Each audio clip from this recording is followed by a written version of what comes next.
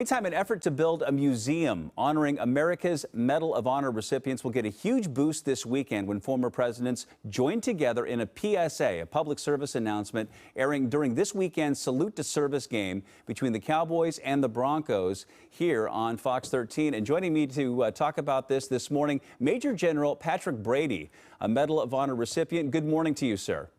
Good morning. So, General Brady, thank you for your service. We appreciate you. Now, you flew some amazing stats here. More than 2,500 combat missions, rescued more than 5,000 people over 2 years in Vietnam, and spent 34 years in the Army. So thank you. And for so many of us that are getting up this morning and, heading off to the office to do a day's work to get the job done, can you tell us what a combat mission actually entails when the objective is to rescue people from a hostile situation? I can, but first of all, let me say what a pleasure it is for me to be with you folks in Seattle. I grew up in Seattle. Really? Graduated from O'Day High School, Seattle University, and I got my ROTC commission from Seattle University, and as you said, I went in the military from Seattle for 34 years, and when I retired in Seattle, but have since then moved to Texas. To fly a mission, the beautiful thing about the helicopter, the Vietnam War, was that we had this helicopter, very difficult terrain, very difficult weather conditions, but we had this marvelous machine, and with this machine, we were able to rescue, during the period of that war, about 9 years, I guess, over 1 million people, men, women, children, enemy as well as friendlies, even scout dogs. We carried anybody and anything that was hurt.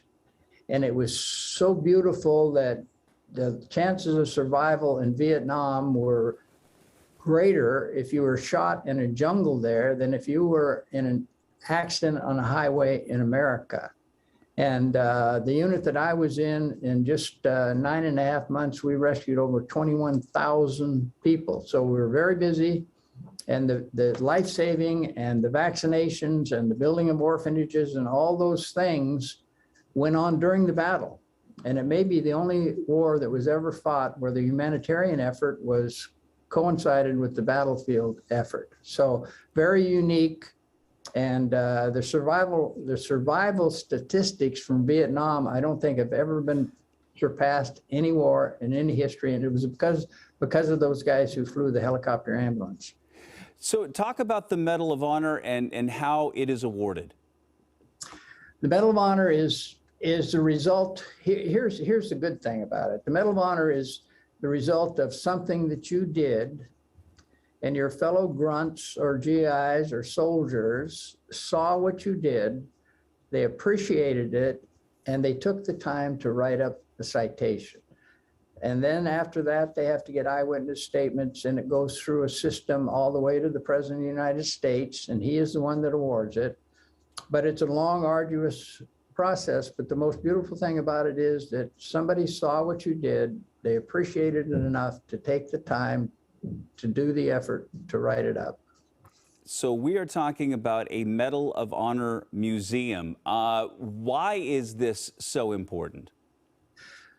Well, Veterans Day is coming up, and veterans, we don't believe that life has any meaning unless it's lived for the benefit of future generations. And so a characteristic of a veteran, who, by the way, are in my judgment, America's nobility, a characteristic is courage, sacrifice, and patriotism. This museum, it's not there. They're going to take the valor, the celebrity associated with valor, with this medal, and they're going to use it to teach young people values.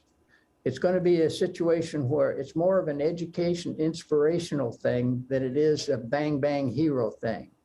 And so when a young man walks in the front door of that museum, the heroes, whatever you call them, superheroes, they're not going to be wearing capes, they're going to be wearing dog tags.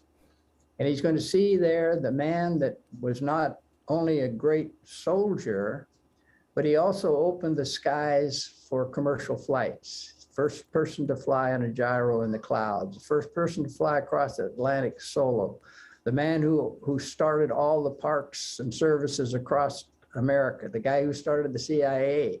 These are the guy who wrote the poem Taps, great movie stars, and many, many great physicians and other people who did so much more as civilians than they did in combat. And that's what's important to know. The medal does not make us special, but it does allow us to do special things. And it's not what we did to earn it, it's what we're able to do with it that's important. And this museum will highlight those values. Valor is finite, values are infinite. It will highlight the values that are associated with that medal so that young people, as they go through it, they're going to come out the back door and they're going to realize that they too can be heroes, and they don't have to go to combat to do it. In their communities, wherever they live, whatever they do, they can be heroes.